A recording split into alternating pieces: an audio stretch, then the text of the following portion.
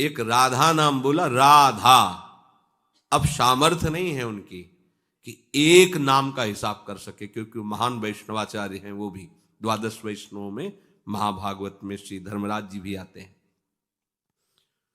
वो प्रभु के नाम की महिमा को जानते हैं। एक बार तुम्हारे जीवन में यदि नाम लिख गया है, किसने बोला था या सुना था, तो दुर्गति शब्द तो खत्म हो गया तुम्हारे जीवन का। विश्वास कर लो, ये दुर्गति शब्द नहीं रहेगा। एक नाम, बस सबसे बड़ी बात है कि इस पर विश्वास की आवश्यकता है। बिन विश्वास भगति नहीं, ते बिन द्रवहि न राम। राम कृपा बिनु सपने जीवन लह विश्राम। एक बार,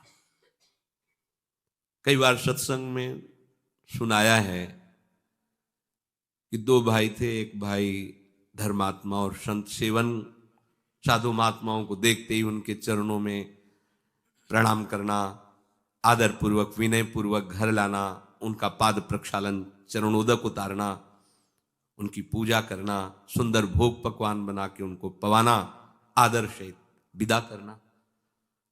उनका जो भाई छोटा था, शराब पीना, मांस खाना, गंदे आचरण करना और अपने भाई का भी विरोध करना, साधुओं को देखते ही गाली देना, ऐसा। दोनों की अपनी अपनी वृत्तियां। बड़े भाई को अंदर से बड़ा कष्ट होता। एक ही गर्भ से पैदा हुए हैं, पर कैसा ये असत आचरण करता है, कब इस पर भगवान की कृपा होगी। एक दिन अयोध्या के संतों की मंडली वहां से पधार रही थी। पहले संत जन पद यात्रा ही करते थे। उसका स्वभाव था संतों की सेवा। विनय किया तो संत श्रद्धा देखते हैं, उनके आदर भाव को देखकर घर गए। जो ही प्रसाद पाने को बैठे तो उसी समय वो शराब पी के लड़खड़ाता हुआ वहां से, क्योंकि घर तो एक ही था, वो ऊपर रहता था। पहले ही संतों से कहा, प्रभु नाराज मत होना, ये हमारा भाई पर ऐसे कुसंग को प्राप्त होकर दुष्ट स्वभाव वाला हो गया है। वो संतों को गाली देते हुए ऊपर चला गया। प्रसाद पवाया और घुटने टेक कर कहा, प्रभु क्या इसका भी उद्धार हो सकता है। तो उनमें जो मुखिया थे संतों में, उन्होंने कहा, आप चिंता मत करो, भगवान के नाम में बड़ी सामर्थ है। अभी अभी हम उपाय कर देते हैं जिससे इसकी दुर्गति नहीं होगी। संतों से कहा, तुम इनके घर से बाहर निकलो। तो शंख घंटा नाद करते हुए निकले। उसको कमरे में पता चला शंख घंटा नाद से कि संत जन गए। तो अपने भाई को गाली देने के लिए कमरे से जे ही बाहर निकला तो जो मुखिया संत थे वो खड़े ही थे। तो बाल ब्रह्मचारी उठा पटक दिया उसको, और नशे में ही था। छाती में चढ़ के बैठ के बोले, बोल राम राम। नहीं बोलेगा तो जान से मार देंगे, बोल राम राम। बोल नहीं बोलेगा, वो गर्दन था, बोल। उसने सोचा कि बोल देने से प्राण बच जाएंगे, इतना तगड़ा बाबा जी ऊपर बैठा है, ज्यादा देर बैठा रहा तो फिर तो राम राम। बड़े ऐसे ही उपहास पूर्व या अश्रद्धा पूर्व राम राम। बोले, बेटा इसकी कीमत कभी मत लेना। अरे बोले, चल कीमत मत, चल। अब वो तो जानता ही नहीं ना प्रभु के नाम और प्रभु के भक्तों को। नीचे उतर के आए, उन्होंने कहा, विश्वास करना मेरी बात का, अब इसकी दुर्गति नहीं हो सकती। कुछ समय बाद उसको कैंसर हुआ, शरीर में भयानक पीड़ाएं, शरीर पूरा हुआ। यमपुरी में पहुंचा। यमराज जी ने पूरा हिसाब, वो तो सेकंड के कम हिस्से में देख लेते हैं। अब ये तो सीधे नहीं कि जाओ रो में डालो, क्योंकि 2 बार नाम लिया। उनका, भाई तुम्हारा पूरा हिसाब जो है नर्क वाला है। बस एक मंगलमय कार्य हुआ, संत के द्वारा प्रेरित होकर 2 बार तुमने राम राम कहा। बोलो तुम इसका क्या सुख चाहते हो, जो चाहोगे तुम्हें प्राप्त हो जाएगा, फिर तुम्हें ये नरक भोगना पड़ेगा जो पाप कर्म किए। संत की वाणी अमोघ होती है। उस समय भी उसकी स्मृति में आया कि बेटा इसकी कभी कीमत मत लेना। ओ, बच गए, नहीं तो पहले हिसाब अगर मिलता तो हम समझ ही नहीं पाते। पहले तो हिसाब ना, तो मुझे पता तो होना चाहिए कि इसके बदले में क्या दे सकते हैं आप, नाम के बदले में आप हमें क्या दे सकते हैं। भाई कीमत तो हमें पता हो तब हम हाँ बोले। हमें पता ही नहीं इसकी कीमत क्या है, इसका सुख क्या है। हाँ, पर इसकी कीमत हम तो नहीं बता सकते हैं। त्रिभुवनपति देवराज इंद्र हैं। ध्यान किया देवराज इंद्र तत्काल आए। कैसे धर्मराज जी, बोले समस्या है, ये पापी है, पूरे जीवन अत्याचार दुराचार करता रहा, संत से प्रेरित होकर 2 बार राम राम बोला। अब ये कह रहा है कि इसकी कीमत क्या है, क्योंकि इसका फल देना पड़ेगा। हाँ, प्रभु के नाम का फल, ये तो हमारी सामर्थ्य नहीं कि हम इसका। सृष्टि विधाता भगवान ब्रह्मा जी, तो उनको तो बुला नहीं सकते क्योंकि परमेष्ठी पद में इनको जाना पड़ेगा, वो बड़े पद के हैं। धर्मराज जी, देवराज जी ब्रह्मलोक पहुंचे। बीच की बात की, जब कहा उनसे कि जीवात्मा से चलो साथ, कहां? बोले हम लोग तो निर्णय नहीं कर पा रहे, ब्रह्मा जी करेंगे। तो बोला ऐसे थोड़ी जाएंगे, वो बहुत चतुर था। बोला पालकी लाओ, उस पर बैठ के जाएंगे। उसकी पालकी में एक तरफ देवराज इंद्र, एक तरफ धर्मराज। बोले जितने तुम्हारे भयावने दूत है ना, ये हमारे सामने भी नहीं आने चाहिए। शासन कर रहा है, 2 बार नाम सब। ब्रह्मा जी ने कहा कौन सी लीला हो रही भाई, कौन सा महाभागवत आ रहा है इतने सम्मान से?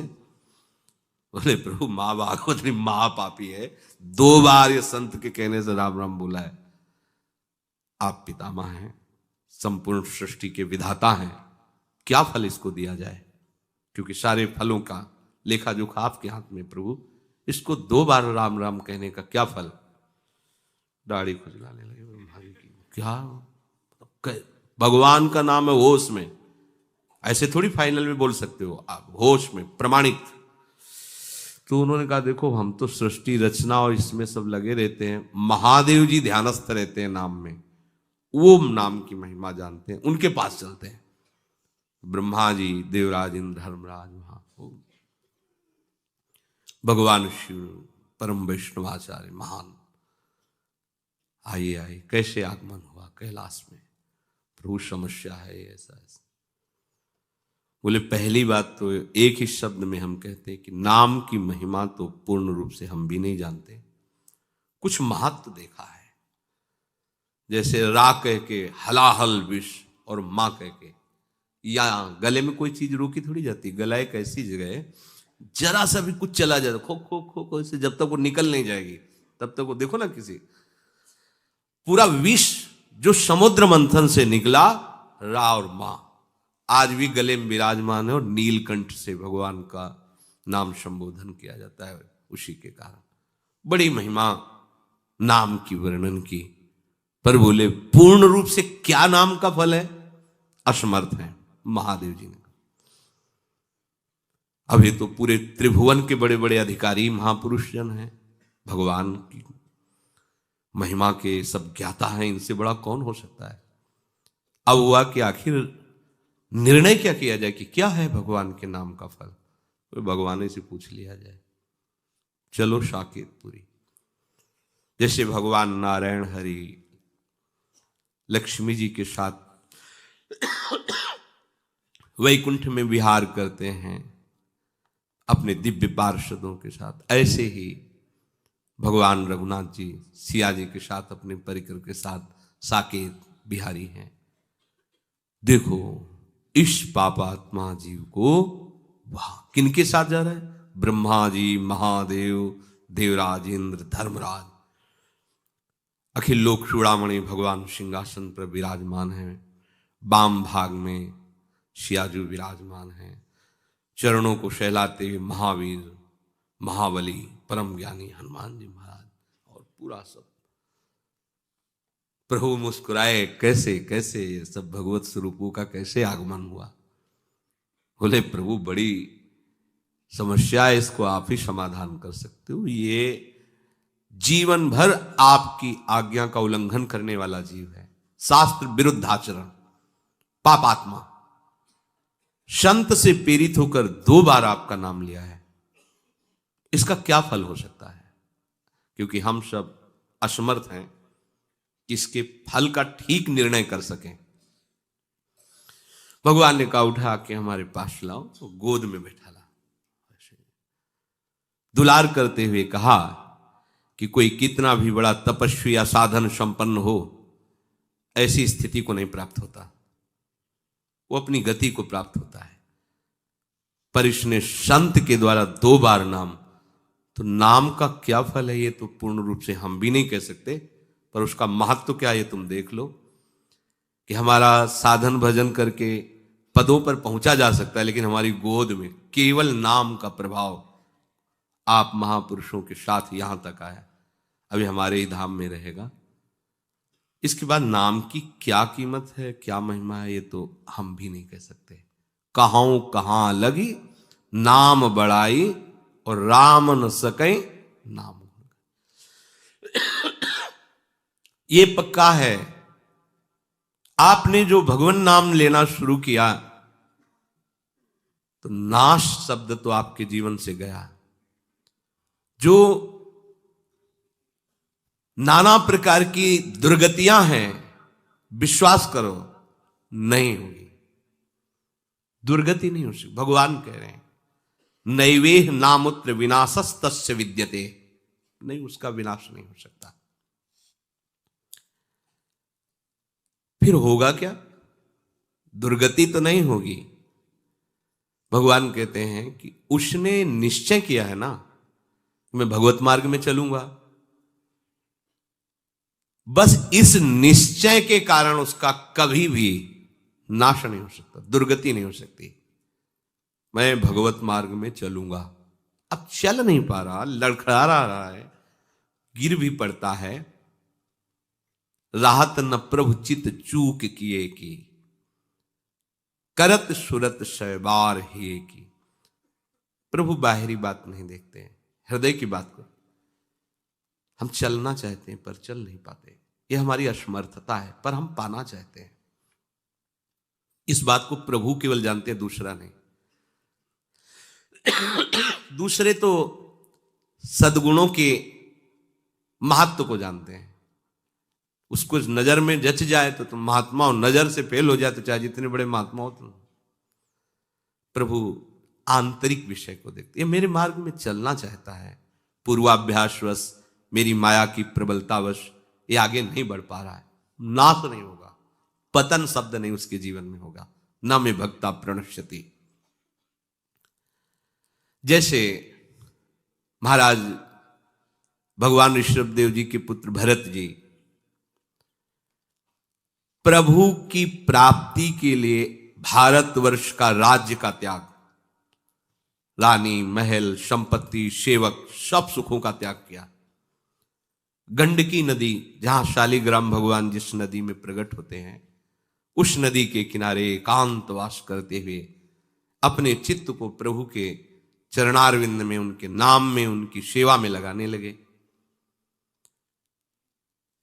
एक दिन वो गंडकी नदी में स्नान करके सूर्य अर्घ देने ही वाले थे कि देखा एक हिरनी जो गर्भवती थी, वो जल पीने के लिए आई थी, पीछे से सिंह ने दहाड़ मारी, घबरा गई, वो एकदम छलांग लगाई।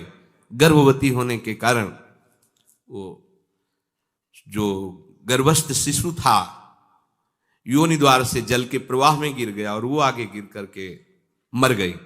ये भरत जी ने देखा, वो तो मर गई जो मां थी, और अभी नवजात शिशु है तो मर जाएगा जल में। दौड़े और उसको गोद में उठाया, वैसे ही सुंदर होता है हिरण का शौल। अब लाए और उसको दुलार करने लगे। 2-3 दिन में वो जैसे चलने लगा। अब पूरी दृष्टि उस पर, कहीं कोई भेड़िया न खा जाए, कहीं कोई सिंह न खा जाए।